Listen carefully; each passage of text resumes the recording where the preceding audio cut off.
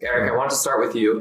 There's a moment in one of the, I want to say episode 3, where we see a photograph and it's dated to summer of 2020, and it's a crowd, but there are no masks on. And that made me think, is COVID canon in this universe? But then someone like Reagan is mentioned, so we know American history is somewhat canonized. Where do you draw the line between continuing the life that we've lived and kind of going off in a fictional branch? You know, it was very important to us always that both sides, of the American political spectrum are able to see this and embrace this and not feel like, it's an admonishment of one versus the other. I think we all have a very complicated relationship with the truth. And in some cases this is what the genesis of this project was, as Noah Oppenheim and I discussed in, the fall of 2021 when we started talking about this, that we have retreated as a nation and perhaps as a civilization, because I think it goes beyond American borders,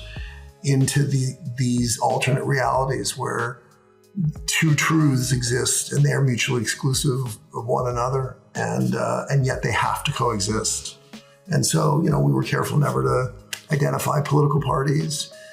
If we mention, people from the past, it's very limited, in a very limited way. And obviously, 9/11 happened in this universe for sure. But, we avoid having some of those conversations that might immediately disqualify us by saying, oh, this is clearly not aimed at me. It is aimed at everyone. Mm-hmm. And even where we continue with the fictionalized version of history, there are still clear, it seems like, allusions to what's going on in the real world. George Mullen, for example, his mental state is a big topic of his character. Obviously, it's hard as an audience member not to draw the parallels between what has happened in the real world. Sure. Was that a conscious decision?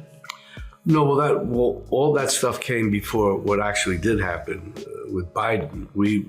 That was written. Yeah, we had already. I mean, these were things that were happening while we were filming, and we had already established these, character traits. The idea that a former president was having cognitive issues.